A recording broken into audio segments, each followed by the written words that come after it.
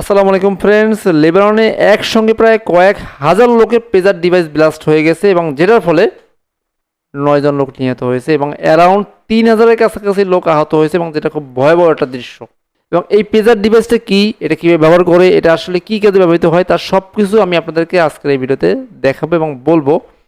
এবং পেজারটা আসলে কি মোবাইল ফোন নাকি কোনো অ্যাপ, না এটা কীভাবে ব্যবহার করে, আপনি ব্যবহার করতে পারবেন কি না, সব কিছু আমি আপনাকে আজকে বলবো।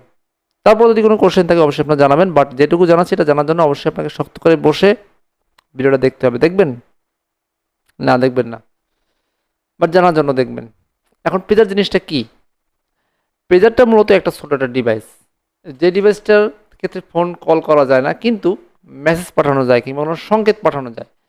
সাধারণত 80-র দশক কিংবা 90-এর দশক, 1990 থেকে 2000 সাল পর্যন্ত এটা খুব আকারে ব্যবহৃত হতো এবং আপনার ডাক্তার, ব্যবসায়ী এবং বিভিন্ন গ্রুপের মধ্যে, স্পেশালি ইমার্জেন্সি সার্ভিস যারা প্রোভাইড করতো তাদের মধ্যে এটা সবথেকে বেশি ব্যবহৃত হতো। পরিবারের মধ্যেও আপনি চাইলে এটা ব্যবহার করতে পারেন।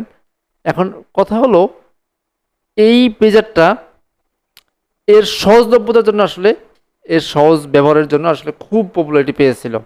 যখন আসলে ফোন এত কাজ করতো না, তখন আসলে পেজার দিয়ে মেসেজটা পাঠানো যেত এবং বিশেষ করে জরুরি অবস্থায়, দুর্গম অবস্থায়, যখন আসলে যেখানে যে অবস্থায় দেখলাম সিগন্যালটা খুব দুর্বল, সেখানেও আপনার পেজারটা খুব ভালো কাজ করতো। এখন কথা হচ্ছে কি, একটা খুব ভালো একটা প্রশ্ন, আজকের দিনেও কি পেজার কি ব্যবহার করা যায় কি না, যেখানে আপনার স্মার্টফোন আছে আমাদের হাতে হাতে? অবাক লাগলেও আসল সত্যি কথাটা হচ্ছে হ্যাঁ, এখনও কিছু ক্ষেত্রে যেমন স্বাস্থ্যসেবায় পেজার ব্যবহার করা হয় এবং এটা খুব সস্তা দামেও এবং সহজ এবং দুর্বল এলাকায়, মানে যেখানে খুব সাধারণত মোবাইলের সিগন্যালও পাওয়া যায় না, ইন্টারনেট তো দূরে থাক, মোবাইলের সিগন্যালও যেখানে পাওয়া যায় না সেখানে পেজার খুব ভালোভাবে কাজ করে। তো এখনও অনেক এলাকায় পেজার ব্যবহার হয়। এখন কথা হচ্ছে যে পেজারটা আমরা কেন দেখি না? আমরা তো অনেকেই আসলে জানি না, আমরা কোনো দেখি না পেজারটা আসলে কী, হয়তো আমরা দেখলেও আমরা এড়াই গেছে, কেন শুনি না এটা সম্পর্কে। এখন দেখা না যাওয়ার মূল কারণটা হচ্ছে আসলে স্মার্টফোনটা, স্মার্টফোনের উত্থানটা আসলে সব কিছু বদলে দিছে।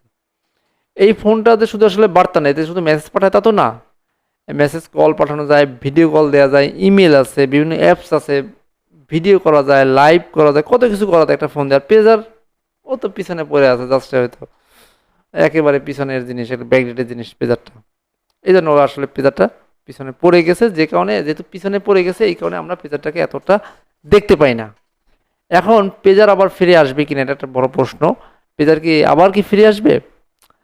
পেজারটা আসলে জনপ্রিয়, জরুরি সময়ের ক্ষেত্রে পেজার আসলে এর জনপ্রিয়তা আছে। এখন আমাদের দেশে বিভিন্ন সময় সংকট দেখা যায় বিভিন্ন, তখন কিন্তু পেজার ডিভাইসটাই মানুষের মাঝে ছড়িয়ে পড়বে। সো সংকট মুহূর্তে আমরা নিজেরাই বিভিন্ন সংকট তৈরি করতেছি, তো বলা যায় না, পেজার আবার ফিরে আসতেও পারে সুবিধাজনক মধ্যে, এবং আমাদের উপরে ডিপেন্ড করবে আমরা ব্যবহার করবো কি করবো না।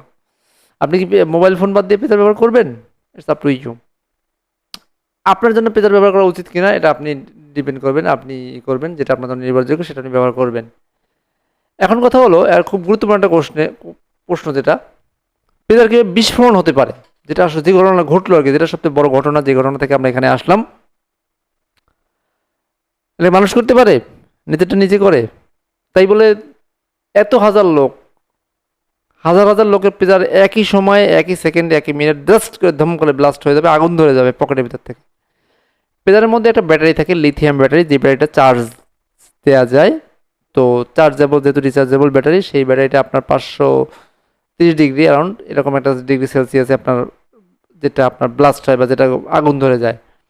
তো এটার মধ্যে প্রোগ্রাম করে এমনভাবে এটাকে ব্লাস্ট করা হয়েছে এবং এই পর্যায়ে এসে এটা আসলে ব্লাস্ট হয়ে গেছে। এবং এটার পিছনে হাত যেটা যার দেখা যাচ্ছে, যেহেতু লেবাননে সব ব্লাস্ট হয়েছে, লেবাননে ম্যাক্সিমাম হিজবুল্লাহ মেম্বারদের যারা ব্যবহার করতেন, তাদের বিভিন্ন ইনস্টিটিউশনে তাদের পেজারগুলো ব্লাস্ট করা হয়েছে এবং সাধারণ মানুষরাও, এখানে হিউজ মানুষ এখানে হয়েছে, আহত হয়েছে, তাদের ভেতরে ব্লাস্ট হয়েছে।